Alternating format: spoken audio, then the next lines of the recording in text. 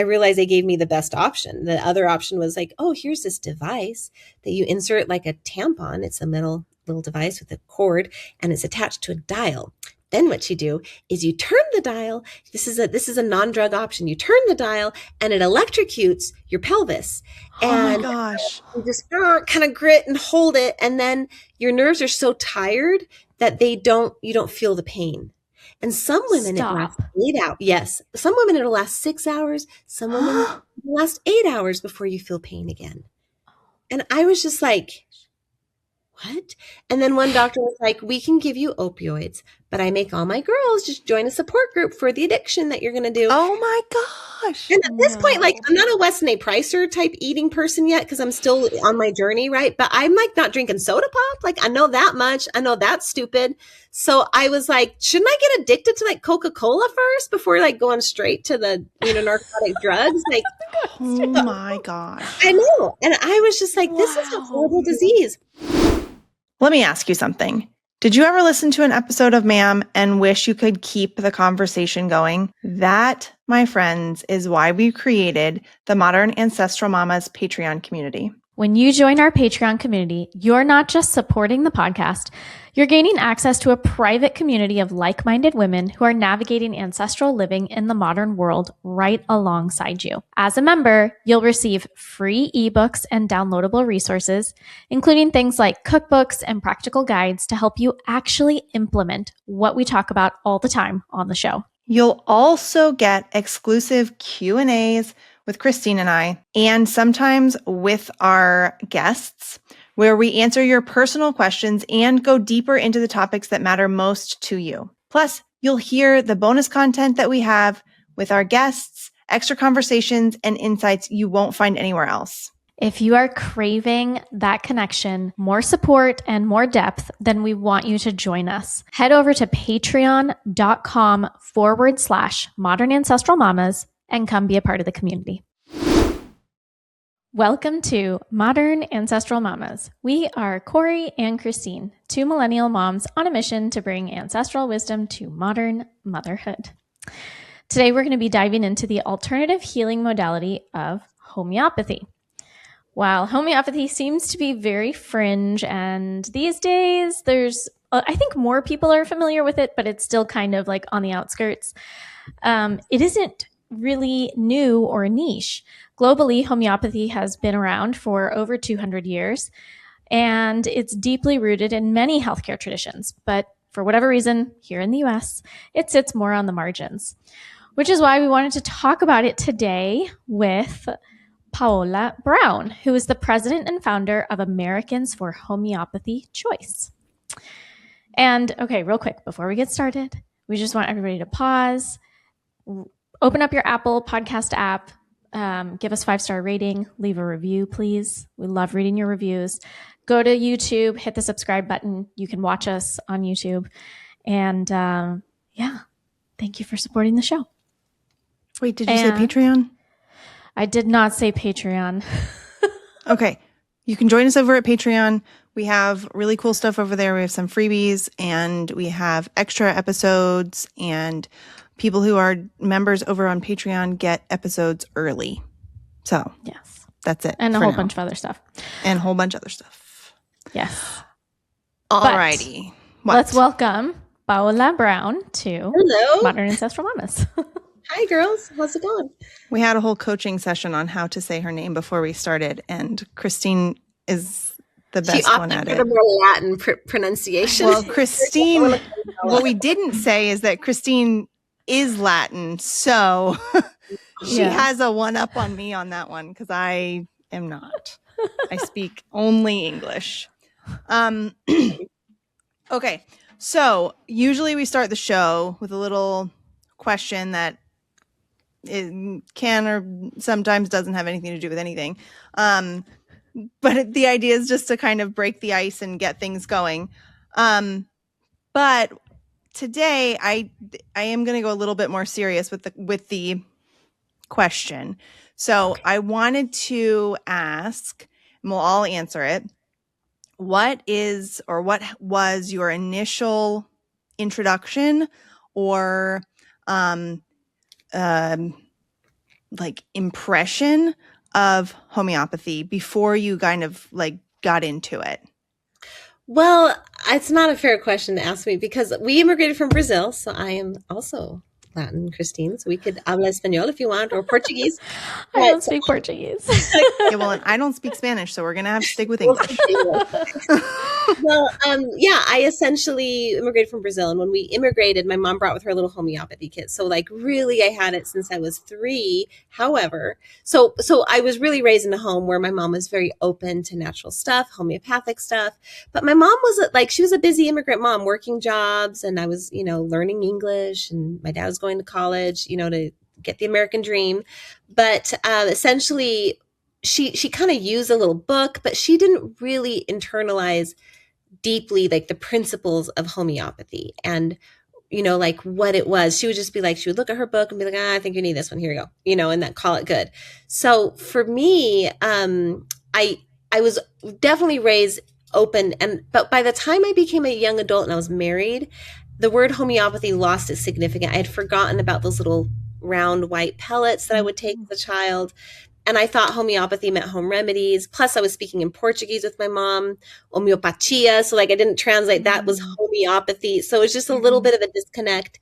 Then, when I became an adult, got chronically ill, I realized in some of my research, homeopathy. So then I bought a remedy that I thought I needed, took it home, put it in my mouth. And then I had what I refer to as the ratatouille flashback, when he like flashes back to his childhood and remembers the soup or whatever the meal was. Yeah. I had that for myself with homeopathy. And I was like, I remember this. And I called my mom right away. I'm like, did you have like a kid or something? And she's like, oh, yeah. So. Wow. Yeah, that's so funny. So it was pretty positive, and I was very open to it. However, it kind of got distorted too, because with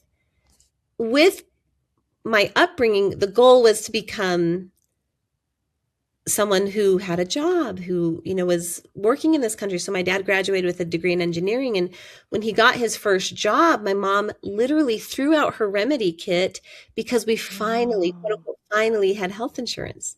We'd achieved the American dream. Wow. So I did also have this understanding that homeopathy was good, but conventional medicine was better. Mm-hmm. And I suppose it is better if you're, hit by a truck and you need emergency care. Like, yes, sure, but the nuance wasn't clear to any of us. And so that really so I did when I started getting chronically ill, I really went hard again on the medical route, trying to find a solution. But that's when my inner upbringing with my mom came through, when I was like, I don't like that solution. I don't want to do that. I don't like that solution. I don't want to do that one either, And so I just spent years with my husband's amazing health insurance that he had at the time. He worked for a big oil company, and I could see out of network doctors covered at like 85, 90%. So like my copay was $5 more than seeing an in-network doctor. So I could see them all. But even though I was seeing them all, I was constantly like, no, that sucks. Why would I do that? No. So I was walking both worlds for a bit there before I figured it out. I want you to hold on to that story because we do want to hear it. Don't give away too many pieces of it. Okay, sounds good. Corey, this question, literally as you were asking it brought back memories of my first experience with homeopathy, which on the show, our listeners know I usually associate it with my daughter and her eczema, but that's actually not true. And I completely forgot about it until you asked that question right now, which is when I was younger, I don't know, between 8 and 12 or whatever, our close family friends who were also homeschooled at the time, the mom became a homeopathic practitioner. Oh. And she went through homeopathy school, and she taught my mom a lot of what she was learning. And I remember seeing her homeopathy kit, and anytime we had problems, she would treat us with homeopathy. And it went so far as I remember we definitely treated several of our pets with the pellets as well. You don't want to know which pets, because I had a lot of pets growing up, and we for sure tried it on some of the strange pets. Did you give homeopathy to your snake? Never to the snake, but maybe to the rat or the mouse. But definitely, like, I was like, oh my gosh, you're right. I've been exposed to homeopathy for a really long time. But similar to you, Paola, I completely forgot about it in my early 20s. And it wasn't until my daughter was, sick acutely with something that I sort of rediscovered it again. But yeah, it's sort of always been back there. Yeah. Yeah, that's right. And I like to say it's the people's medicine. A friend of mine, Denise, says that it's the people's medicine. I totally agree. And it's so accessible to moms, but it's also accessible to practitioners who really want to do some profound, deep healing, especially with like chronic stuff. Working with a practitioner, I think, is the way to go. And it's awesome. It's wonderful medicine. So I love hearing these stories about how, you can use it in these very simple situations with your pets or whatever. And then even these big life-changing situations when like I was, so sick. So yeah. I'll just give really, really fast. I also grew up with a mom who used homeopathy, although it was very, very surface level. It was like, you bonked your knee, here's some arnica, or you got a bee sting, here's some whatever that one's called. And I think that was maybe it. Lupus. I think that's all we used. But she always had a little thing of arnica in her purse, and my sister called them baby marshmallows. And it was like, I actually think it was, I don't know if it ever was given in like a serious situation, or if my mom kind of used it as like, like, oh, you hurt your foot, here's some sugar pills, and like, yeah, shh, it's okay. And they taste like sugar, so it was like, totally soothing. I don't know. But yeah, we use it to that degree when I was a kid. And I, at this point, am married to a complete homeopathic skeptic who thinks it's voodoo medicine. So we can have that conversation. And I am very interested and curious and sure I'm not using it right. So I'm very excited to have this, but I have heard your story. With dubious dads, just so you know, yeah. So I would love it. I love it. I have heard your story because I heard you speak at a conference, and I would love for you to tell the story for our listeners so we can have a little bit of background on that healing that you went through. Yeah. So we kind of talked about how I grew up with it. Well, the transition, I was very healthy. I had robust health. I did get a lot of my shots and stuff as a kid from the free clinic or whatever, but they didn't seem to be too bad for me. Probably didn't do any good for sure, but I was particularly very vulnerable to them. And besides, we had less of them back then. I'm an 80s baby. So anyhow, I essentially should have been a nun because when I got married, I got lots and lots of honeymoon cystitis, just lots and lots and lots. And so that led me to getting a lot of rounds of antibiotics. So this is something that my body really hadn't had up until that point. I had pretty darn good health because my mom, we were too poor to go to the doctor, which was like perfect. And then she'd throw these little sugar pellets at me and I would not die. So that was great, So essentially when I got married is when I first had like a real infection that was a problem. And I was in Cancun on a honeymoon. So I think I made it home and finally got antibiotics. I was scared of like taking some random doctor's drugs over, in a different country, and made it home and, cleared that infection with the antibiotic, but then it came back like not very long thereafter. And I was going on 10 rounds, within a few years. Like that's a lot. And then you start, and I always felt like, okay, if I don't want to be on a long-term drug, but like it made sense to me to be on an antibiotic, short-term, you've got an infection, it's been verified. I just thought I was being very logical about this. And then before I knew it, I developed like a whole host of autoimmune diseases, which was really hard for me because I was like I ran like an Olympic distance triathlon. Like I was doing life. I was having babies, and definitely the pregnancies made my UTIs get worse. So I was just in a bad situation. So I developed a condition called interstitial cystitis, which I like to describe like this. You think of your bladder, now light it on fire. and then turn it inside out and put it out with a track shoe. That's what it felt like. And it was so painful. And you don't realize like how much of your body jiggles. Like you think like the fat jiggles, but you don't realize that like when you walk, your bladder bounces. And when it's inflamed and like Freddy Krueger scratched the inside of it, it hurts a lot. And so I was in a ton of pain. And that's when I started this journey of seeing all these, fancy doctors that my insurance would cover, including going to the Mayo Clinic. And essentially in the end, they said, they wanted to give me a drug. It was like a little blue pill that might, it'll turn your urine blue. And I was like, oh, okay. Then my mother's voice came to me in that moment. And I was like, wait, what are the side effects besides turning my urine blue? And they're like, oh, well, it could make some or all of your hair fall out. Yes. And as the vain Brazilian that I am deep down, I mean, I'm not going to do plastic surgery, but like, I'm not going to lose my hair either. I was like, I have fistfuls of it. And I'm like, it's the one thing that I'm counting on when I get older. I might gain weight, I might get wrinkles, but I'm going to have hair, So I was like, no, I'm not. No, I've got a plan for that hair, when I'm 65 or whatever.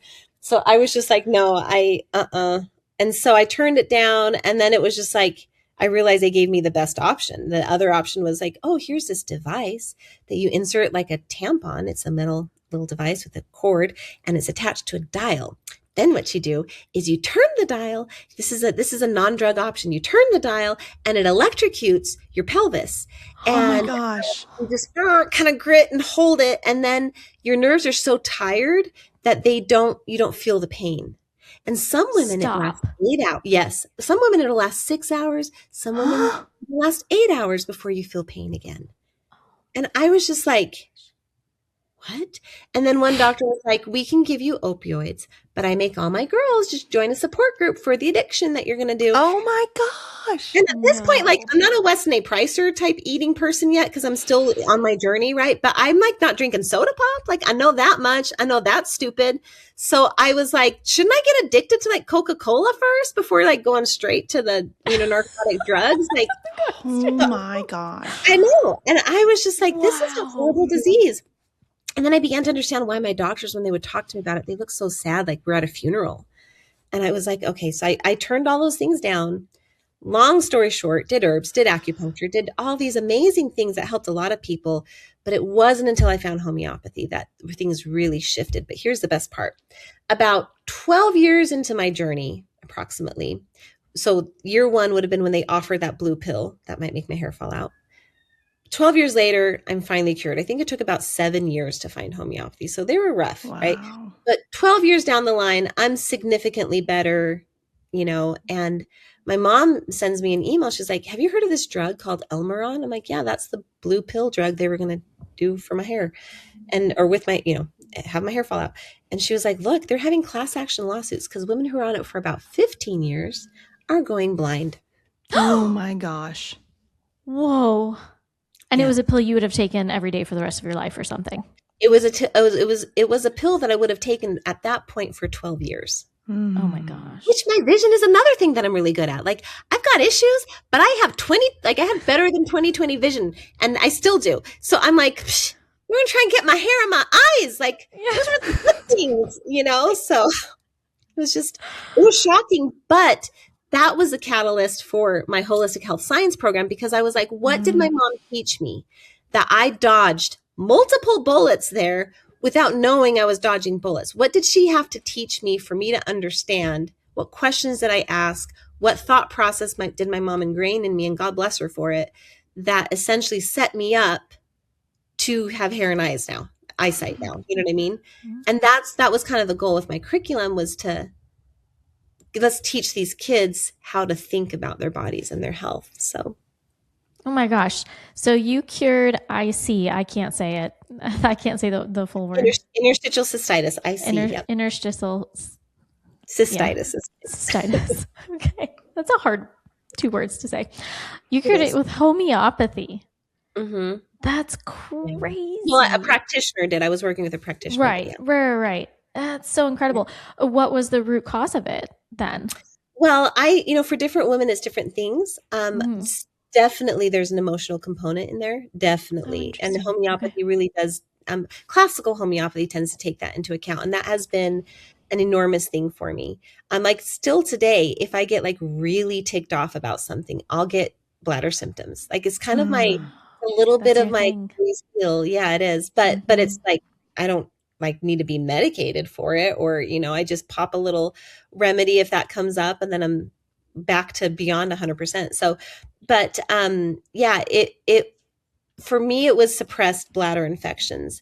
And that suppression just kind of settled into my bladder. So I would pee and the culture would be clean, but it was ultimately suppressed. But there's definitely an emotional component, because why did I even get UTIs? Why did it affect my bladder just to begin with, instead of, like, I don't know, causing eczema or psoriasis? So there's definitely an emotional component for me, and it's tied to the bladder, and it's kind of some of those suppressed emotions, I think.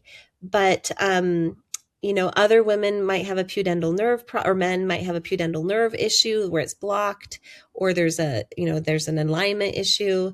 So there's a lot of different things that can cause pH and hormonal imbalance can cause your pH to change. It can cause a lot of pain. Yeah. There's just, that's the thing, that's like the diagnosis is not a one size fits all, Yeah. And then definitely for me, one of the big triggers was a lot of different foods. I am now celiac thanks to all of that antibiotic use. So I had to go on the autoimmune protocol diet, which was like really intense and really hard. And then, but going on that diet did help manage my pain. So thank heavens, because if not, I probably would have had to do drugs, because it was just too much. Like you can't be in that much pain every day. And so there was definitely some gut dysbiosis issues there. And then, I developed like rosacea from antibiotics. I still kind of have that. Never, but it's like, whatever, wear more makeup, it's fine. And then, so I don't have perfect health, but it's robust and I do very well. At one point I started having miscarriages. And again, I think this is all from just the gut damage and everything. And, I ended up having a lot of insomnia, I think, from that hormonal imbalance. That's really where I found classical homeopathy. I had been doing different kinds of homeopathy that were great at the time, but then I was like, the insomnia, just, we couldn't fix it. And so it was really true classical homeopathy, which is a little slower, single remedy approach, that, because nothing else would help. And so that really uprooted that. So I went through the ringer, and then not to mention just all the opportunities that we've avoided for infections and stuff that we've not taken antibiotics for, which is part of healing. Healing is stopping the antibiotics, and then when you do get an infection, not returning to them. If you love Modern Ancestral Mamas, we want to invite you to come a little closer. We've officially opened our Modern Ancestral Mamas Patreon community.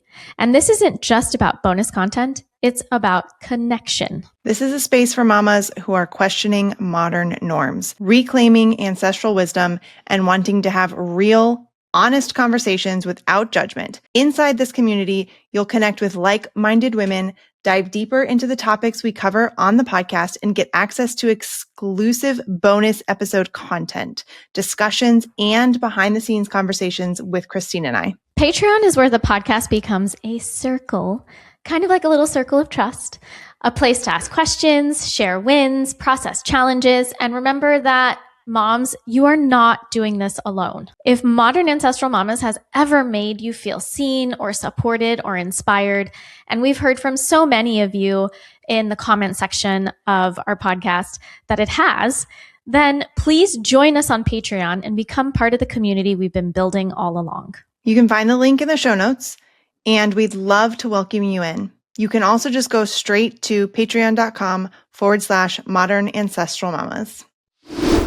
So what, I have never heard a distinction. Like, what is classical homeopathy? And then, like, what are the other types of homeopathy? Yeah. Essentially, homeopathy is a complete system of medicine. So just like there are different approaches to being a family doctor, like you've got your DO, you've got your, the osteopath, you have your naturopath, there's all these different approaches within homeopathy too. And so, classical homeopathy is really the whole person, totality of symptoms. So they're not going to just give you a remedy just for your bladder. They're going to look at the whole picture and select one remedy that will address the highest priorities and the highest ideals at the time. And so, so totality of symptoms, law of similars, like heals like, and minimum dose is the third part of classical homeopathy. So meaning they're going to want to give you a remedy, but preferably not every day, not multiple times a day. It's going to be, just enough to trigger that healing response and move you through it, which was kind of hard for me to believe, because when I started homeopathy, I did different forms of homeopathy where you took remedies a lot more frequently. But again, with my insomnia, like that wasn't working. So I was like, I just got to go do what works, So I transitioned to classical homeopathy, and my homeopath was like, okay, take this remedy tonight before bed and first thing in the morning, and then let me know. And I'm like, what do you mean let you know? And he's like, well, and when we meet in a month. And I'm like, okay. That's it? Yeah, exactly. That's it. And it worked. And it worked Whoa. so well. And not right away, trust me. I actually switched to a few different classical homeopaths before I worked with this one that I work with now. And, it wasn't easy. But eventually when I finally found one that like really figured it out, it was amazing. And I was like, and it was kind of nicer because then I didn't have to take a bunch of stuff multiple times a day. And so it just worked out. But ultimately, like, I would have been happy to take something multiple times a day if it was helping me. You know what I mean? Like that's really not the issue. But for me, the classical ended up working out best. Is classical homeopathy the same thing as constitutional remedies? Are those one and the same? Yeah, so classical homeopathy incorporates the idea of constitutional remedies, which is super cool. But I do like talking about this because, okay, so constitutional remedy is like you are a person, you have your tendencies, and so you take a remedy and it helps fix everything. So like if you get a cold, it'll be your cold. And maybe your husband gets a different kind of cold. And so ideally, if you're on a good constitutional remedy, that remedy will fix everything for you from a cold. My daughter was a constitutional chamomilla for like a decade. So she used it teething. She used it when she had a dental abscess, like when her molars were coming in. She used it for like the flu. Like it just seemed to work for everything. And it was so nice. And it was just, and she had a lot of the personality types of a chamomilla child, which if you ever look into that, you'd feel bad for us because they tend to be kind of, pissed off a little bit when they get mad. So growing up, my constitutional remedy was pulsatilla. Yes. Oh, how nice. And what does this mean? I mean, okay, so constitutional. So, and I want to explain why it's not as known today, constitutional remedies too. So don't let me forget to get that. But essentially, if you're a healthy person, and that's where constitutional homeopathy matters, you have to be a pretty healthy person. If you're suffering with chronic illness, you need a chronic remedy to help uproot, because we're trying to get to the bottom of the onion where you're a healthy person. But if you're like my daughter, the golden child, who's never had antibiotics and was raised on raw milk and had all the right decisions done for her, she's pretty healthy. Therefore, she has no chronic illness. And so she's kind of at her center. She's at her whole, most authentic self. And that authentic self will get sick, and they tend to get sick in the way that a healthy person gets sick, and it's kind of their personality. So a pulsatilla child, they aren't always, but they tend to be blonde as children. They tend to be very sweet. They love ice cream. They love sweet things and rich and creamy things. And they love affection and attention. So when they're sick, they're very clingy. And as long as you're holding them and loving on them, they're fine. And that's a pulsatilla. And children tend to have really clear constitutional types. And so for Christine, probably every time she got sick, every time something happened in her life, her mom gave her pulsatilla and she would respond and find healing again. Can you describe chamomilla? Because I don't know that one actually. Oh, okay. Well, chamomilla is funny. They are, they're great. Normally they're perfectly fine, little happy children, but when they're sick, they're like livid. And like, if you ever like woken up in the middle of the night and your kid is screaming and something's wrong, like they have a fever or whatever, they're screaming, "Mom!" and they're like, water. So you go in and get the water. you hand them the water, they throw it in your face. And they're like, I don't want water, you idiot. So like nothing pleases them. And you pick them up. They're like, pick me up, pick me up. So you pick them up and then they put their feet on your chest and they're trying to launch off your chest and like, put me down, you fool. Or they're very sensitive. Like let's say that child wakes up in the morning and they're in their high chair and you give them a little bit of yogurt and they're eating their, raw Weston A. Price yogurt. And a sibling comes in the room and like, oh, what's wrong with baby? Oh, baby's sick. Oh, that's too bad.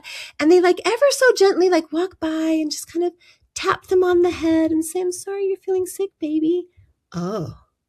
They yell, the spoon goes flying, the yogurt goes flying, they're screaming. They're very, very fractious. And so I remember when my daughter was like 10 years old or 11, she had a molar coming in, which is like chamomilla is a very strong remedy for teething babies. Yeah. Teething 10-year-old. I have no idea she's teething, but she's like really ticked off all the time. Like I remember I would be like, hey, Eva, will you go do the dishes? Like, oh my gosh. And she would be like, fine.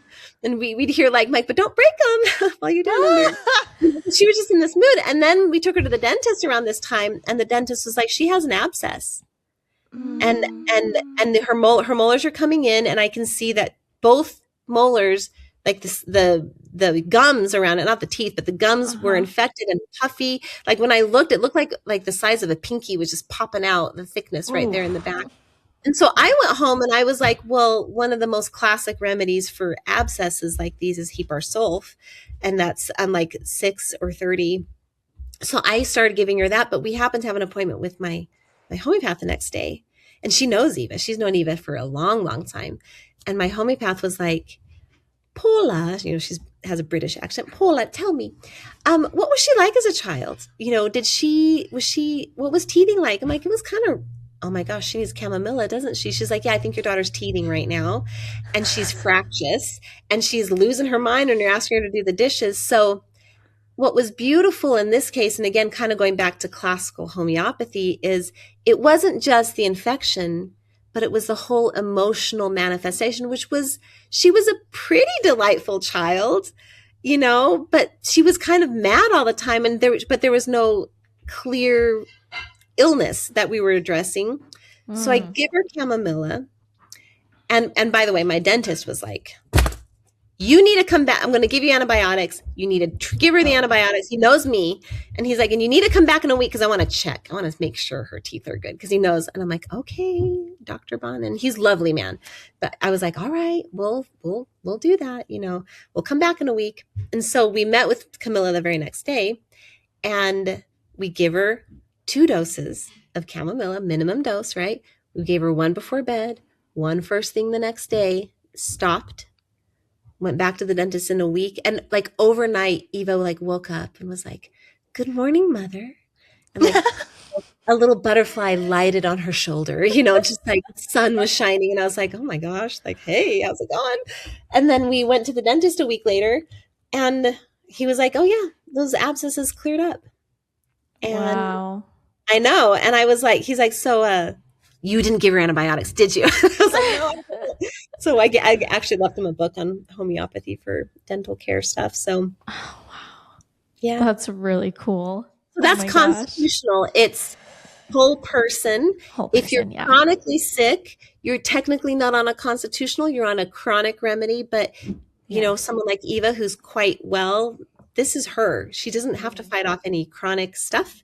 So this is her core self, and the constitutional remedy addresses that core person. So that's fascinating. It is fascinating, but not all of us. Like I can't do constitutional. I still have a couple more. Like I told you guys, I still have rosacea. Like I'm not. So I'm on a long-term remedy, I would say. But okay.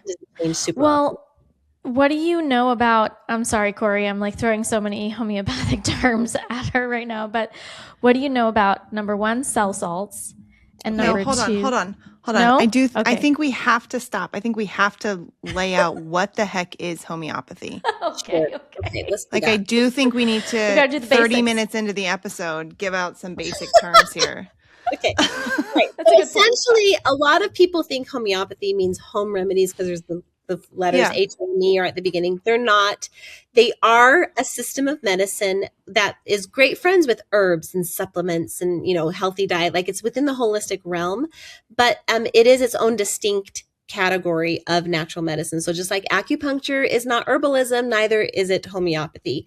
So essentially, homeopathy operates on the principle of like heals like, and it's really like, okay, in some level, it's not as easy as like take peppermint every time you have a fever, essential oil or whatever. Like, I feel like supplements and even like essential oils can be very easy. Take this for that. Take this for that. Homeopathy like does encourage you to think a little bit more deeply, but once you've committed just a little bit of time to figuring that out, like, you can fly, girl. Like, you can take wings. And so, like heals like means whatever symptoms you have need to match the symptoms of a remedy that the remedy is known to cause. So homeopathy is also ultra diluted, so it's non-toxic. So if you ever go to like the store, I have a little Bryonia alba here, it'll say 30C. 30C means it's been diluted to the point of 30C, but it is fully non-toxic. And what's cool about homeopathy is that because it's highly diluted and non-toxic, we can use some very interesting substances as our remedies. Okay, so law of similars, highly dilute. Let's look at my dog. My dog, when we moved into this log home that we now live in, there was all this rat poison everywhere from the previous owners. And so we were carefully like cleaning it up. And every time we found it was just these little green little blocks, we would throw it out. One day my dog comes in and he is vomiting profusely. And so bad. And I'm like, oh my gosh, did he like eat some poison and stuff? And so think about, okay, those are his symptoms. What in nature would mimic that violent of a reaction? Would it be a happy little chamomilla herb, or would it be something kind of poisonous that would mimic that? So in homeopathy, when we look at the law of similars, what does something in its crude form, its undiluted form, what symptoms does that produce? You dilute it, turn it homeopathic. Well, you don't, but the pharmacy dilutes it and turns it homeopathic. And then that symptom profile will heal those symptoms in a sick person. So the big example everybody gives is onion. If you were to chop up an onion, you get watery eyes, egg white, runny nose. There's a symptom profile when you experience the crude substance. Well, what illness mimics those? Some colds, some allergies. So you would take the homeopathic preparation of an onion. If your cold had watery eyes, egg white, runny nose, and when you step outside, everything clears up. That is a symptom profile that mimics onion. So when my dog was kind of dying of I don't know for sure, but I think it was rat poison. Yeah. I tried giving him a remedy called Arsenicum album. Crude stuff is made from arsenic, and it didn't help. I was like, no, it didn't help at all. I was like, because I thought that was the remedy he needed. He kind of matched the symptoms and stuff. And then I realized that he was just vomiting. And the more he vomited, the more he vomited. It's like vomiting induced more vomiting. And the remedy for that is actually an herbal remedy that a lot of people might know if they're older, is called Ipecac. Ipecac is something that they give you, like if you ate something that you need to vomit up, instead of pumping your stomach, they would give you Ipecac. Well, the homeopathic preparation of that is going to help someone who is having massive vomiting, and they'll cough and then vomit a little bit or a lot. And so I gave him that, and that dog passed out. I remember I set my alarm to wake up at like 4 a.m. to check on him, to like, is he dead? Is he alive? Did we make it? And because he was so bad, he was trembling, foaming, like it was bad. Oh my gosh. And I stayed up as long as I could, but I was just like, I got to lay down for a bit. And so I went to bed at like 1, came back, checked him at 3 a.m. When I woke up at 3 a.m, he was standing at the bottom of my stairs, just sitting there waiting for me. He heard me wake up. He got up and sat there. Hi, Mom. I'm ready for food now. And I gave him water and he got better. So the trick in homeopathy is not learning, what do you take for vomiting? What do you take for a cold? It's learning the remedies, like making friends with them and learning their symptom profile, so that when your dog is sick, you might think arsenicum, or look it up in your book. And when that doesn't work, you think, okay, wait, what is he doing? You learn to observe. he's vomiting profusely. Like there's all these symptoms, and that looks more like ipecac. It's like the ultimate game of matching your symptoms matching to the remedy. Boom, it works. But if you pick the wrong one, it won't act and it won't work. Okay. You said something about looking at the book. Do you have like a trusty book that you recommend moms or I have many books. Okay. But I will say like one of my favorite is, it's called the Materia Medica, and you guys are probably listening, but on video I have a book in my hand. It's about as thick as like a Bible, I would say, and the pages are pretty thin as well. So there's a Materia Medica essentially is like a dictionary that lists all the remedies alphabetically. And so, like so I might go online for beginners. I might go online and be like, food poisoning, vomiting, homeopathy. And I might find an article that would list arsenicum, and it might list also ipecac. And then you're like reading the short blog type description of these remedies, and you're like, I don't know if that's the right one. So then I would go to my Materia Medica and I would look arsenicum up, and it's highly organized. So arsenicum, so like every section has like a generals, and then it'll say like eyes, mind, head, mouth, stomach. So because my dog is vomiting, I would skip to the stomach section under arsenicum. Or for ipecac, I would skip to the stomach section and see which remedy seems to match the most. Because especially in a situation like that, you want to get it right the first time or as quickly as possible, So I do like this Materia Medica. It's called Homeopathic Materia Medica and Repertory by William Bowrick. It's an old book, so the medical terminology is a little old, but it's a little overwhelming, I would say, to start. I do have like a coaching program with moms that we meet and we learn how to do this kind of stuff from a mother's perspective. So. We do want to talk about that later, but what were you going to say, Corey? No, maybe I'll wait on that one because I think that was going to go towards that. So, you go ahead. Well, I was going to comment. That's interesting that you said it says like eyes, mouth, stomach, whatever, and you just knew to go to stomach. But as somebody who's not totally familiar with it, I might think, well, I have to read about the eyes. Does it match with the eyes? Shoot, I don't know. I have to read about the mouth. And it would know to go straight to stomach. Right, exactly. That's the trick. Like you as you learn, like, okay, like when this is a really great mom tip. Like when your kid is sick and you're taking inventory of their symptoms, focus on what's new. So if they tend to have watery eyes during allergy season and they're sick with the flu and they have watery eyes, but they always have watery eyes, I wouldn't make that a high priority. I would note it. Maybe the remedy will happen to have some of that too, but I would prioritize what's different, what's new, what's uncommon in this illness, because you're trying to take inventory of this illness. So like my dog is a very friendly, social, happy little guy. I wouldn't take his personality into account in his vomiting case. I would focus on his vomiting, so. Okay. And so, yes, again, in a Materia Medica for an acute case, it's not that you're ignoring everything. Sometimes you have concomitant symptoms like you're vomiting and I have a smashing headache. Well, then you would look at stomach and head. Sure. You know what I mean? But I'm not saying you have to like check the earlobes or whatever, like you need to look at what's sick and where the symptoms are. So. Okay. Does that make sense, Corey? Yeah. It's a little overwhelming, but Corey, like what you're going to do next time your dog eats, rat poison and you're worried about it, you're just going to go to your computer and you're just going to Google or even try AI, but you got to be careful with AI, but go to your computer and just Google homeopathy, food poisoning, and see what comes up. And whatever remedy they would recommend to a human is the same for an animal. And then you go through the little list and pick the remedy that you think matches the most. Yeah. So one of the things that I have done recently with homeopathy is that my oldest child, this is maybe a couple years ago that we started doing this. He was so he's 14 now.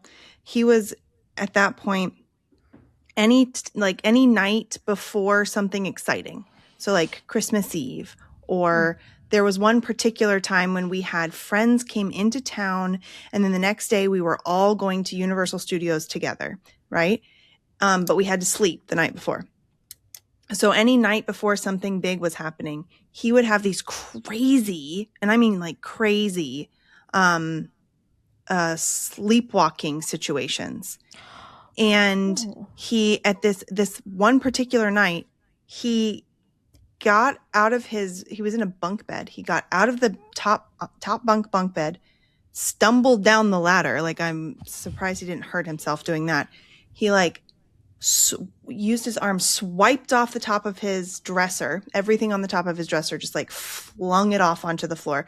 Then came out into the living room where my friend and I are chatting. All the other children are in bed. And he like flips himself upside down on the couch and goes, why is the world upside down? I have to get right side up. Like, he's being a crazy person. He's too big for me to like control. Sure. And my husband wasn't there. It was like, it was crazy town. It's scary. It was scary. So I recognized that it was happening every time before something exciting. Like, he couldn't sleep properly before something exciting was happening. I Google it. I Googled a homeopathy remedy, and it came up with whatever the coffee. Oh my gosh, I wrote it down. I wrote it down right here. Coffee. Oh You're telling the story. I love it. Yeah. So then he started taking that just like the night before something exciting. Yeah. So the night before camp, the night before Christmas, the night before his birthday, any of that. And it hasn't happened since. Yep. And your dang husband still doubts it. And my husband still doubts it. He's like, he just grew out of it. Okay, well, Ryan. He did just grow out of it, but through the encouragement of the remedy. Because the remedy is not like a drug. It's not going in and fixing it and dealing with things. It's encouraging your body to find the balance. And so he did grow out of it, a la the encouragement of the remedy. So coffea. So think about it. Okay, let's think about like Hills Like coffea. What happens, especially if like you're not a normal coffee drinker? Like, I don't drink coffee. I don't do well with caffeine, so I don't ever drink it. If I were to drink a vat of that stuff, like, I would be wired. I would act, bouncy, crazy, anxious, excited, which is probably what he was kind of exhibiting the night before. Right. Big exciting thing. Then he is able to fall asleep, which is not typical. Usually the coffee mind is racing and they can't fall asleep, but he's got the skill to fall asleep despite that, but his body hasn't fully let go. And so he's still in that coffee state. So if it worked, that's great. Yeah. I wrote down coffee because I told my brother, because he kind of has a racing mind, just put this by your bed. And he's like, okay. And he's like, it works. If your symptoms match. Now, if you had insomnia like me, that was hormonal and night sweaty and like intense, like that stuff won't touch me. Like, it's got to be, and that was more chronic. And so that would be, work. But you see how easy that was. You sat down at a computer, did a little quick Google search. It probably recommended just coffea, but typically with like colds and flus, it'll list a few, and you just read through it and you try and pick the one that seems to be the most match. If you have a materia medica, I always say pick the top 2, because you're in the moment, you're thinking about it, you've got like all the symptoms written down, you're in the zone. So I like picking 2, because if the first one you picked was wrong, well, now you have a backup plan. And then Can you take 2 at a time? I wouldn't. I really wouldn't. Okay. Only because you're trying to isolate which one is correct. And if you continually take the wrong one, that can, cause like some symptoms that will just pass if you stop. So, but there's no like interactions that you're worried about, right? Not with drugs, not with food, not with other remedies, not with herbals. Yeah. It's more just because of the scientific method. You want to take one thing and know if that's working. Now, there are over-the-counter products like Cold Calm, and if you look at the ingredients, they mix, but they're mixing them in lower potencies than like a typical 30C. And so typically what people think is that, these are the top cold remedies. And if you take Cold Calm and you respond well to it, it's probably one of those remedies is actually doing the bulk of the work. They're just mixing it in there. But it's a great gateway into learning homeopathy, or if you're overwhelmed, just grab Cold Calm or Acilo for the flu or whatever, Right. Mm-hmm. Yeah. Okay. Can you go back and talk about the C's? So the 6C, the 30C, the 200C, that kind of thing. Yes. So that just refers to the dilution amount. So the letters are the Roman numeral. So C is Roman numeral for 100. 6X, which is typically a cell salt potency, is Roman numeral for 10. So it just means it's been diluted 30 times to the 100th power, or 6X 6 times to the 10th power. And the way that works is like, and you don't do this, this is done by a professional pharmacy, because in the United States, actually, homeopathic medicines are legally drugs. They're considered drugs. So what a pharmacy does is they get the right parts of the plant or the mineral, whatever it is, and they create a tincture with alcohol, and after it's ready to go, they take 1 drop out of that, put it in a new vial, and dilute it with, in the case of 30C, 99 drops of diluent, which is like a water alcohol mixture. So now you have 100 drops total, the original 1 drop and then the 99, and then you shake it up, and succuss it is what they call that, and they take 1 drop out of that, put it in a new vial, add 99 more drops. Shake that, you have 2C. So 1C, 2C, take a drop out of that. 3C. They just keep going. So it's highly dilute. So that's why we say, highly dilute, non-toxic. But what's really interesting, and, we don't ever fully understand, what the mechanism of action is in homeopathy. And honestly, I've read very compelling articles that we don't even know the mechanism of action of like fever reducing drugs and stuff. So, there's a lot of assumptions, even with pharmaceuticals, that we don't know the mechanism of action. But in homeopathy, they did these really cool, like thermal type analysis of the diluted remedies. And they saw these beautiful, like snowflake patterns that pattern was consistent with that remedy, no matter what dilution they were, and then they saw like the arnica snowflake was consistent with other arnica reeds, and then, different remedies. So they do carry like an energetic pattern, and that triggers your body to heal itself. And that's usually what I talk. I don't know if when you were at the homeschool conference, Corey, I told you guys the story of like how I explain that homeopathy works, the highly diluted thing. Were you there when I told that story? Probably, but go ahead and tell it. Sure. So people are always like, because we're so used to material amounts of like herbs or a drug or supplements, to kind of, if you have a sore throat, you take garlic and the garlic goes and fights it off. We're used to that. So homeopathy is a little overwhelming because we're not doing that. We're stimulating your immune system to respond. So how does it do that? Well, we know that these remedies, when they're highly diluted, they'll have nanoparticles of the original substance, or sometimes it's even diluted beyond that. So we have these teeny, teeny, tiny things, right, that are there. Well, our body is really adept at seeing teeny, tiny things. Like, for example, a virus or a bacteria is measured in nanometers, right? So your body can recognize pollen, and your immune system can react. Now, obviously, we don't react to everything. Like, I'm not allergic right now, so your body can be selective. It can choose to ignore, or it will deal with it if it resonates, right? So what happens in homeopathy is, let's say you had allergies, right? And you have watery eyes, egg white runny nose. You clearly need homeopathic onion, which is Allium cepa. You clearly need that remedy, but you haven't taken it yet, and you're just miserable with your allergies. Your body, if it could talk to you, would say, "Hi, Christine. Hi, Corey. We're working on these allergies. So sorry you have them. It seems that you deleted the chapter in our manual about how to deal with allergies last time you took a round of antibiotics. So thanks for that.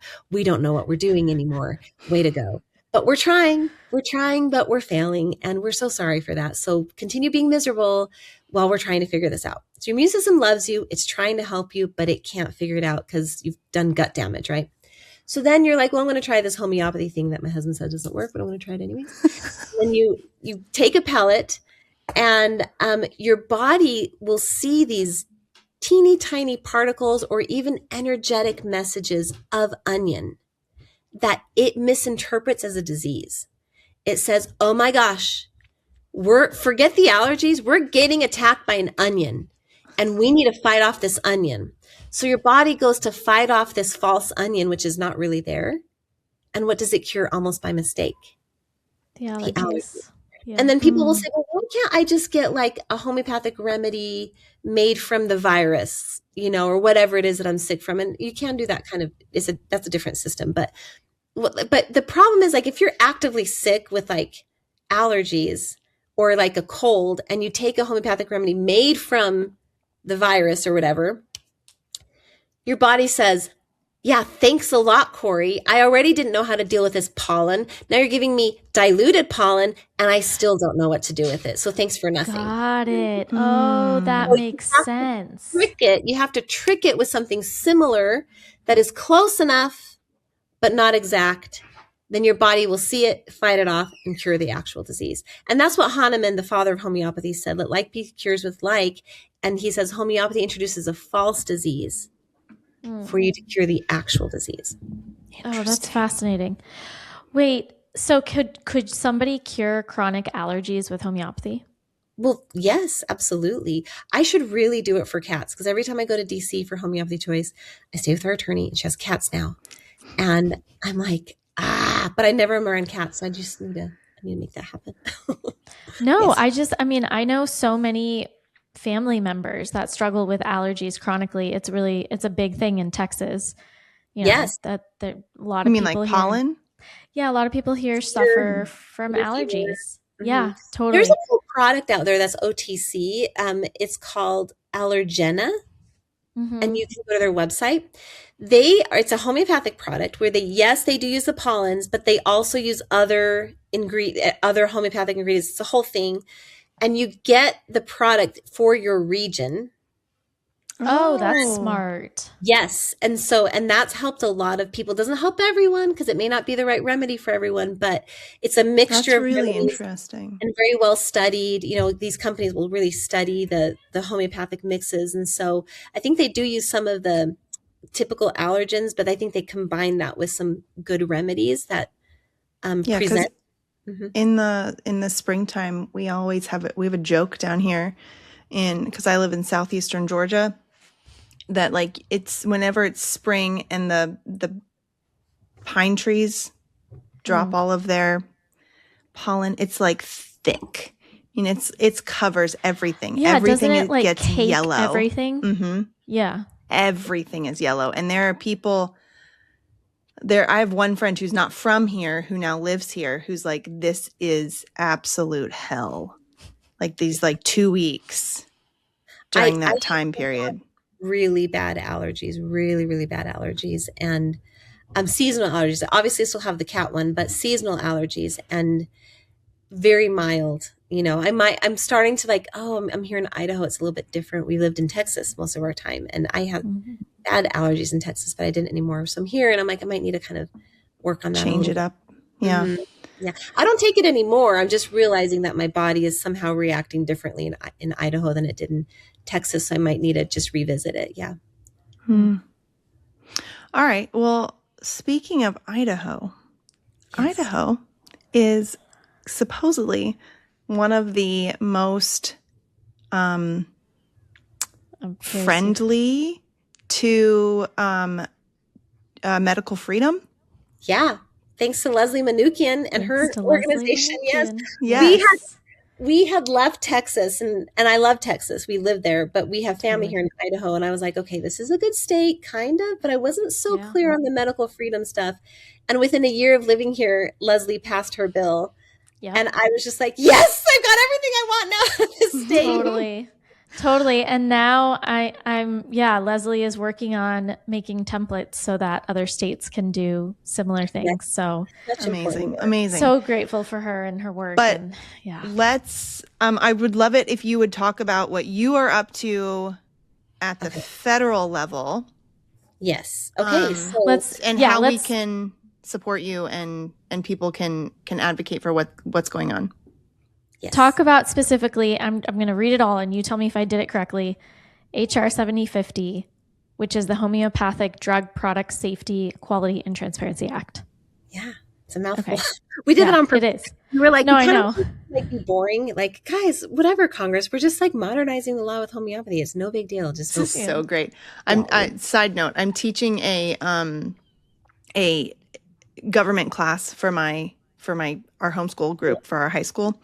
And right now they're writing bills and some of them are totally ridiculous bills, but they could choose whatever they wanted to write it on. And I was talking about how important the title is. Yes. And I was trying to explain to them what you would use, how you kind of manipulate the title so that it's totally. Yeah, it's kind of that's great. It's great. So that's funny. You should tell them about the Grinch Act. That was like my favorite. I don't know about the act, but there was an act once called the Grinch Act, and I thought it had something to do with Christmas and something or other. And I know the person who titled it, and I thought that was kind of cool. But yeah, we went with like the boring angle for homeopathy, just not trying to draw attention to it. We didn't want it to be too flashy because boy, I had like the Save Homeopathy Act or whatever. But we decided to go kind of boring. But essentially, in the United States, homeopathic medicines are legally drugs. That's like such a cool history. If I can like just 2 minutes tell you, like, go for it. Yeah, I actually do want to hear it. Okay, it's so interesting. The guy who wrote the Food, Drug, and Cosmetic Act, his name is Senator Royal Copeland. He was a medical doctor and a homeopath. And what happened with him was he used to be the health commissioner of the state of New York. And then the pandemic of 1918 hits, and everybody's dying, and they're doing so poorly. Well, New York does very well. Actually, when COVID hit, they did a story about Copeland and what he did during that pandemic, and they were drawing like connections between that pandemic and ours. And Copeland did so well because there he was, a homeopath doing his homeopathy thing. It propelled his career. He became senator of New York. So then what happened there is he was very concerned about like, products being labeled as aspirin or even homeopathic products that were not genuinely what was in the bottle, was not the label on the bottle, it didn't match. And so he said, he actually incorporated homeopathy in the Food, Drug, and Cosmetic Act in an effort to protect its quality and purity. And so homeopathic medicines are drugs. But then what happened was the drug law over time, this even predates the Food and Drug Administration, right? So this is like the act that precipitated all of that. So then the Food and Drug law moves along, and we start having to do more drug laws. Like if you've ever heard of the thalidomide scandals, I think Angel Studios was doing a film on this. I don't know if they did it, but they were going to. But I remember when I was a young girl at church, there was this old lady that had like an arm on her left, and on her right, instead of an arm, she had fingers in her shoulder. And I remember she could crochet using those two little fingers. And I just thought it was so weird. So I just, as a child, you could never forget that. Well, she was a thalidomide baby. So her mother was given a drug while she was pregnant to help with the morning sickness, and it caused all these deformities in children. Huge outcry. So then the Food and Drug law began to bloat and to protect consumers. So now it had to be safe and effective. So then we had like, essentially in America, we have two pathways for drugs to enter the market. One is the over-the-counter drug review. So that's for OTC drugs. And then they have the NDA, the new drug application for prescription drugs. Those are the two pathways. As they were creating all these laws, the Congress had very good institutional knowledge of homeopathy. I mean, we have in Washington, D.C., a monument to Samuel Hahnemann, the father of homeopathy, that was dedicated by the President of the United States at the time, President McKinney. So like there was a lot of institutional knowledge. So as the law was getting bloated, the question would come up, well, aren't homeopathy drugs? Do these apply to them? And Congress would always say, oh, no. It doesn't. This is for the pharmaceutical chemical drugs. These rules, these manufacturing, like all of this does not apply to homeopathy. It's different. It's safe. We're not worried about it.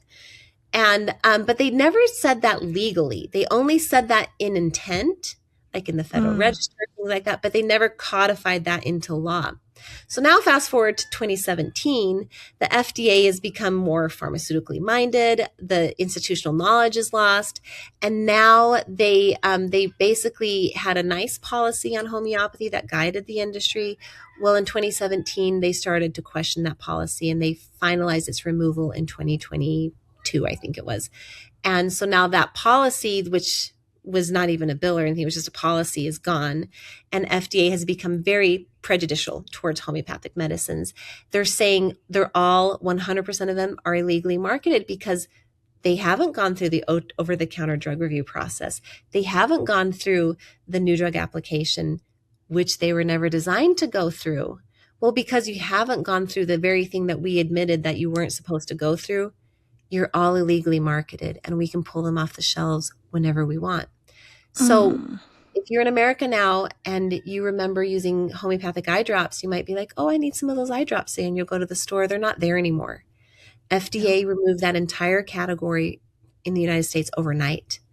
There was a type of homeopathy that was an injectable, like injectable homeopathics that was administered by medical doctors in the office setting. And those were gone overnight. It's not something I was very familiar with, but the mechanism in which they removed eye drops and injectables is the same mechanism they will apply to more. I mean, their new policy outlines how they will remove homeopathic medicines from the market. Doesn't even say like, this is what you should do, but if you don't, then this happens. No, it's like, this is our priority, and this is how we're going to remove them from the market. So think about it. You're a business owner, living your best life, selling homeopathy. The FDA comes out with this removal policy. And then you're selling your stuff on Amazon. Amazon's like, oh, these are all illegally marketed drugs. Like, I don't think we want to sell this anymore.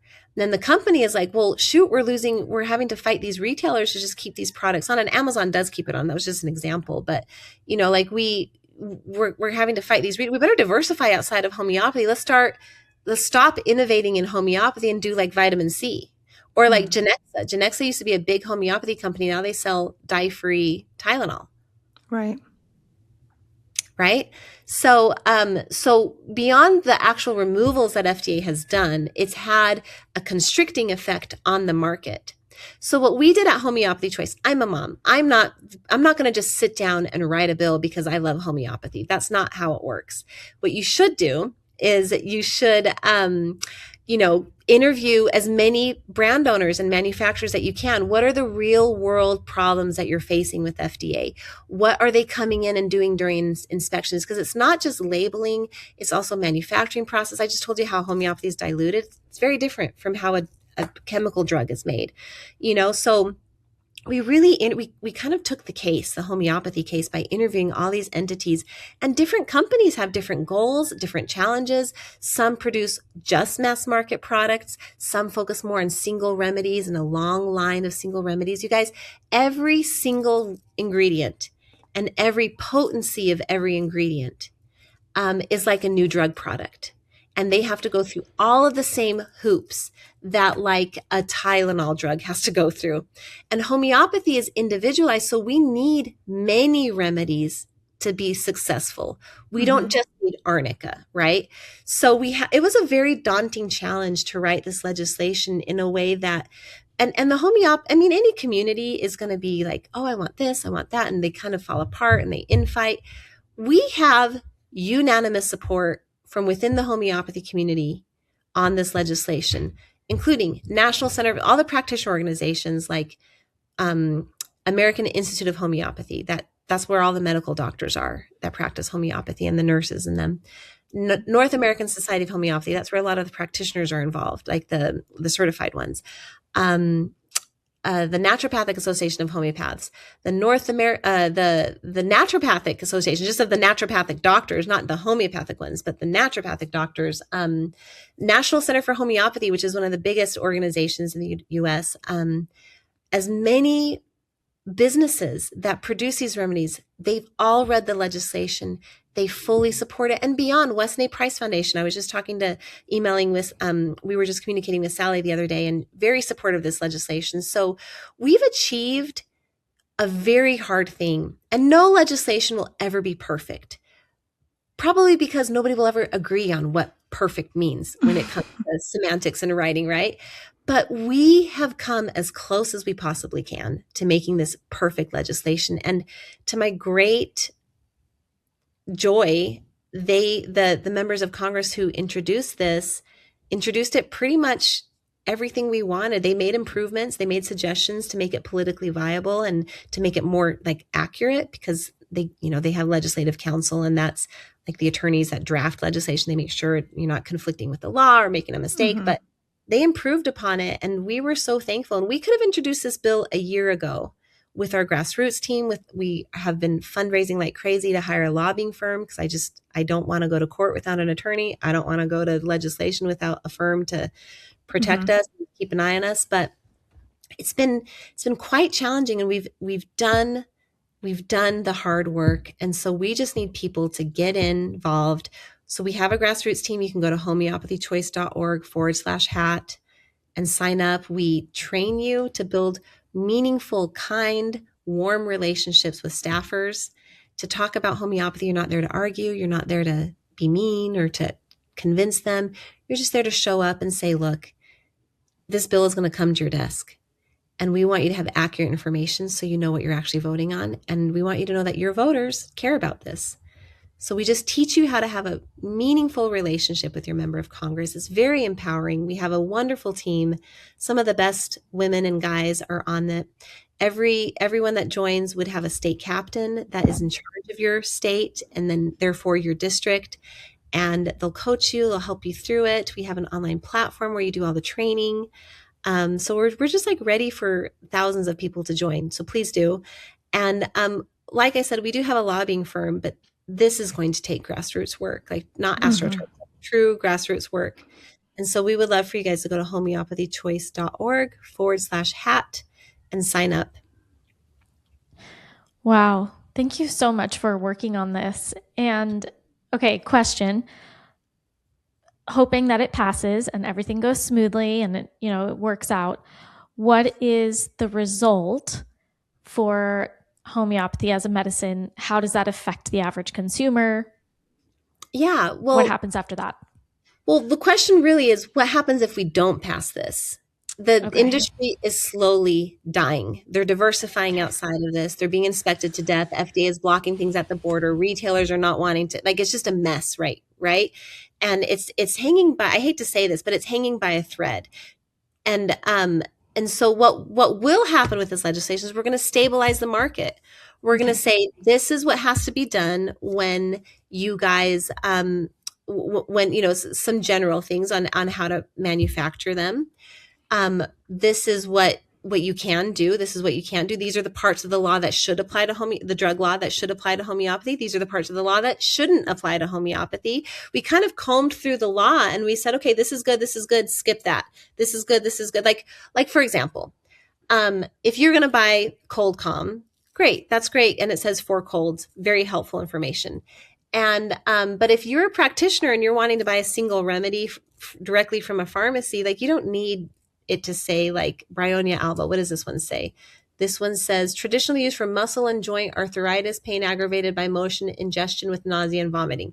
Like that's kind of confusing. And so some companies would rather not put an indication if they're selling direct to practitioner.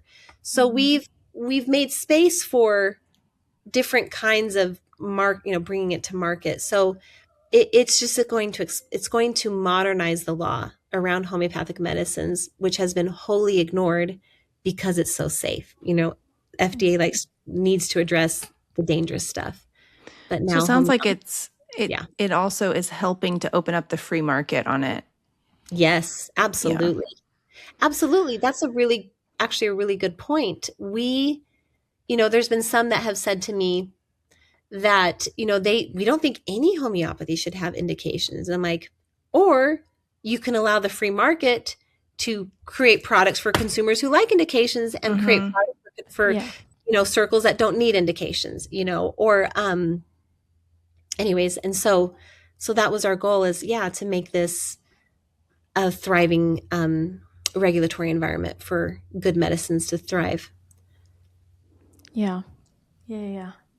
Okay. And so people can go to your website and we can link that for sure in our show notes to make sure that it's easy to get to and to help forward this along. Now, the other thing that I want you to talk about is your curriculum. And I love the idea of having a curriculum that almost helps you get your kids on board. Yeah. That's a great thing to do.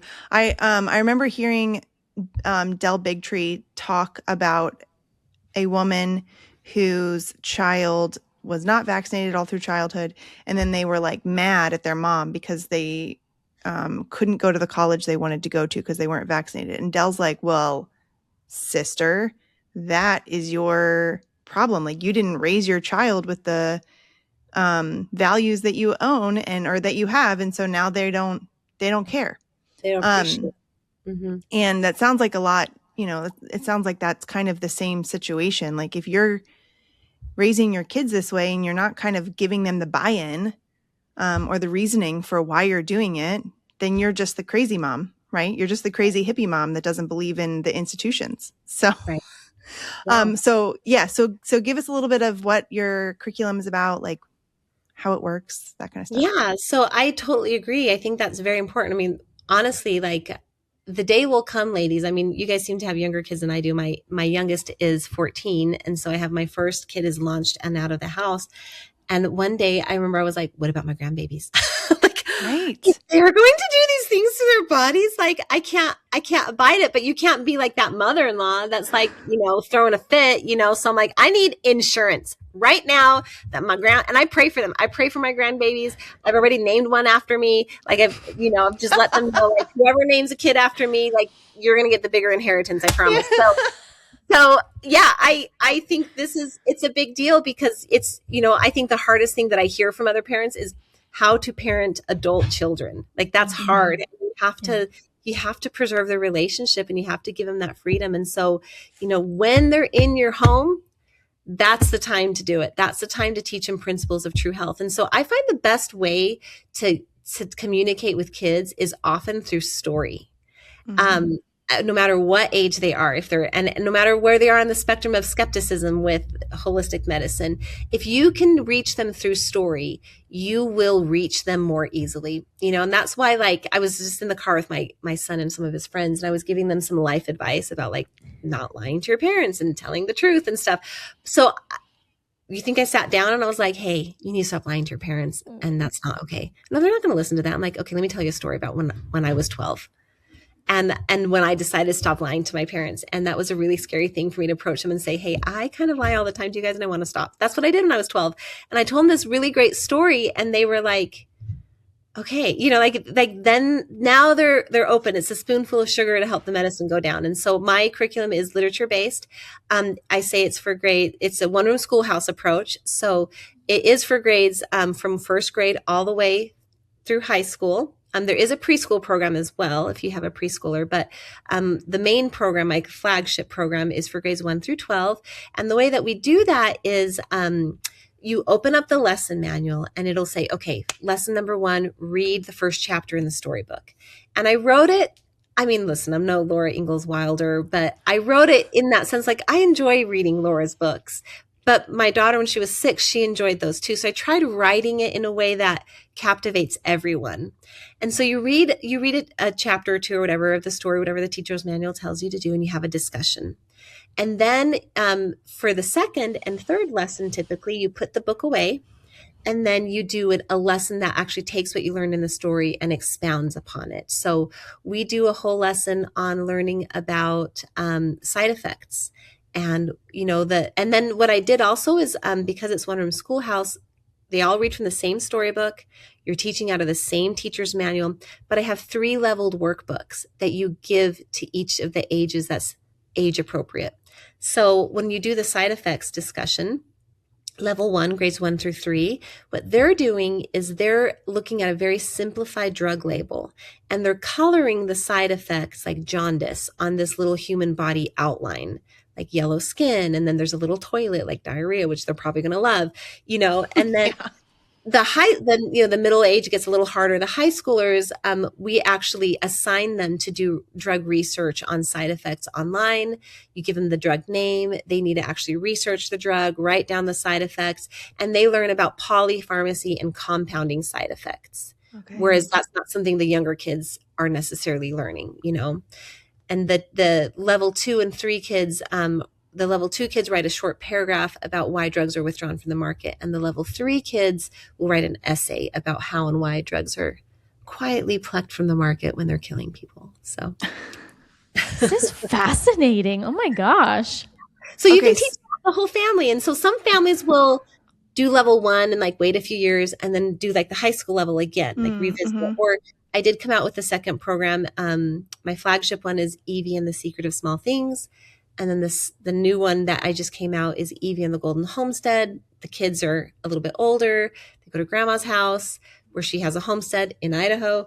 And she essentially she's like, it's nice how I did that one because in the story, the kids are older. So grandma and grandpa are actually having to leave the farm because they have an ailing parent that they're caring for. Mm-hmm. And so it's nice because in the story, the kids are sometimes left to their own devices and encounter situations and they have to learn homeopathy. And then grandma will come back, be there for a week, then she'll have to leave again. And so grandma's kind of in and out of the story as Evie in particular is learning to go from little girl homeopathy to like, okay, I'm a big girl and I need to help the animals and different things and figure things out. So. And does it teach the principles of homeopathy and how to apply it as well to the, yes, like both, to yourself? both curricula do Okay. that. So you can do the second one first and the first one second. Like it doesn't have to be done in a certain order, but we teach the law of similars, dilution, you know. In the first book, we kind of, you learn with the characters. In the second book, there's a little neighbor girl that Eva's like, okay, let me tell you what homeopathy is real quick, you know, and she kind of gets everybody on the same page. So yeah. Okay.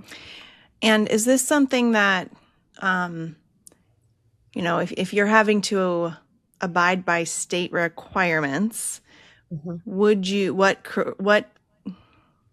subject would you assign it to? Health science. I put it under the health science bucket. Yeah. Except for if you do like every last, like you can skip a lot or not do parts of the lesson. But if you do every last thing, you could also probably check off an art box. There's a lot of like, you know, activities like that. If your child enjoys doing that, if not, just skip it. And then there is quite a bit of writing as well. So you could. Good, because us homeschooling moms like to have curriculums like we can check off multiple boxes. Yes, that was my idea. And like, you know, it wouldn't do a whole writing curriculum, but there's definitely weeks where you can say, let's put aside IEW or whatever you're doing and let's do this writing assignment instead. So. Oh, that's cool. Fantastic. And it's something you could do even if you have kids that are not homeschooled, obviously. Yes, you could definitely. just do this in as your like evening activity or something. Absolutely, because it's one lesson a week. You'll get it done in a school year. 2 lessons a week. You'll get it done in a semester. Oh, that's great. That's totally doable. Co-ops can really do that. And co-ops can like assign the storybook as home reading and then do the in between the lessons that are in between the chapter readings as a co-op. So okay. Oh, that's a great idea. Yeah. I'm always looking for good co-op class suggestions. Yeah, if you want, you can email me and I can send you to a page on my website. We have a whole modified co-op plan, coaching resources. I even have like training videos for the co-op leader. Okay, today you're going to teach part of lesson 2 and part of lesson 3 for your co-op. And I kind of walk you through it and coach you on that. So we have a whole program for co-ops. That's great. We'll definitely have all of this linked in the show notes. Awesome.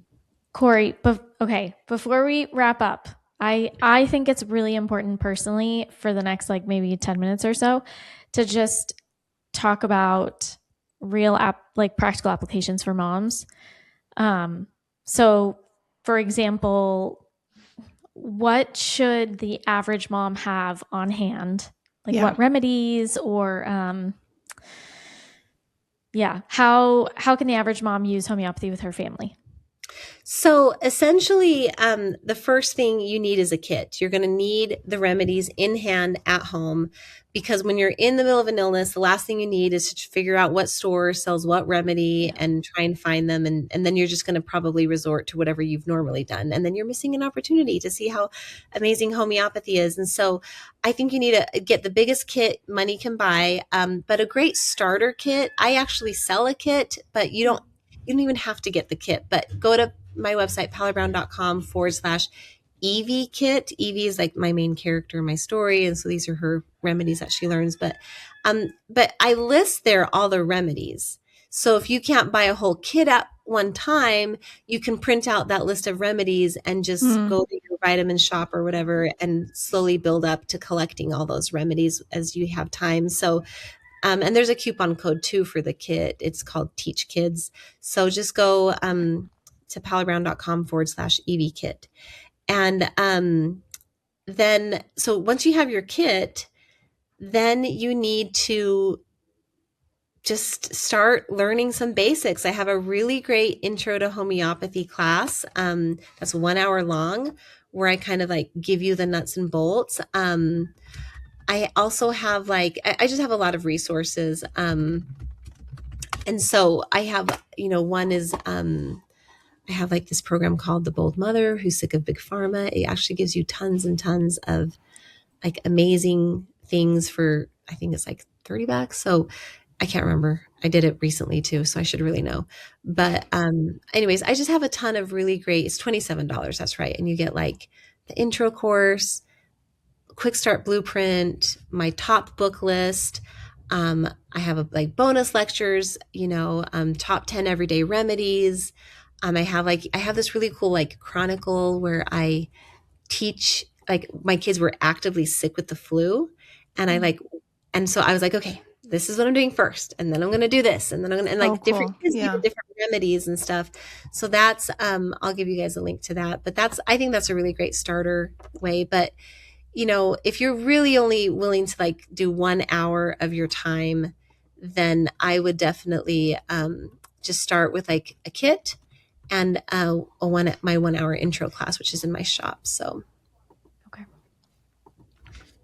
great. Okay, I guess that's it. Is that all we need to cover? I mean, Corey, did you want to ask about skeptical husbands? Oh yeah. Let's talk about that for just a hot second. Yeah. What do you have to say, Paola? Yeah, I would say, I think the best thing to do with your dang husbands that are skeptical is, for them, it depends how skeptical they are. If they're an honest skeptic, now some, and I don't think this is your husband, but like some people are just kind of mean skeptics and like nothing you say, then just like back off and, Sure. and just create some boundaries in your marriage. You're like, I'm going to do this and you need to give me space. And if you're going to like quit your job or like leave work every time someone's sick, then you can handle it. But if not, I'm going to handle this the way that I feel most comfortable with, because I'm the one here. Right. So that's kind of a marriage thing. Right. But I will say that is not my husband. Yes, good. Let's just clear that up. Yeah. So if you have like an honest, skeptical husband who's just like, I have seen you spend so much money on essential oils and supplements, and I'm just watching my money fly out the window and I'm really frustrated. That's really what it is. It's like, okay, so what I would say is get a kit that the best one that you can buy. Washington Homeopathics has an amazing top 50 remedy kit that is excellent. Okay. So, and actually you can use a coupon code for that too. AFHC 2026. So do that and then start using it and just kind of casually report, oh, kids had pink eye and I didn't need to do antibiotics like I did last time. Or, kid is sick with this, kid is sick with that. And just kind of like work it in just naturally. Like, don't get too excited. Don't get in their face about it. Like just kind of use it and let them kind of see from a distance how well this medicine works as you use it, and that you're not spending money on things. And definitely point out like, well, we saved money on a doctor's visit and we saved money on medications that I didn't need to buy. And then also make sure your husband starts to notice how healthy your kids are in comparison to their peers, which is sad, but true. And let them see that. And that's where I've seen some men ripen 10 years down the line, and they'll be like, listen, like my wife is crazy. Like they almost tell it like it's a secret. They'll be like, listen, my wife is crazy, but like my kids are not that sick. Yeah. Like they're doing pretty good, And so they just need to see it over time build. And so just use it, talk about it. Don't get too excited, give them their space. And really commit to it. Do homeopathy well, and it will love you back. So that's great. I do think the overtime thing is a big piece of it. I think that's true for almost any of the things that we talk about with husbands, is that it's the slow leading from being the slow and quiet leader in that. And like you said, like I'm the one here dealing with the sick children. Like he's not going to do any of that. I mean, he would like if he needed to, but like that's not his role. Right. He's working. He's making money. Yeah, exactly. Right. Yeah. And he trusts me to make those choices. So sure, that's perfect. Yeah. So, okay. So give us one more time where everybody can find you, connect with you, get your classes and all of that, and the legislation website as well. Okay. So go for my website, my curriculum stuff, go to paolabrown.com/free, and I will give you 3 free lessons. So Paola, it's like Paula, but the U's and O. So Paola Brown, like the color, .com/free. And then also I would for the homeopathy stuff, I would love for you guys to write Congress. Just send them a quick message. It's all pre-written, pre-drafted for you guys. So for that, go to homeopathychoice.org. And we just send it to our Congress people?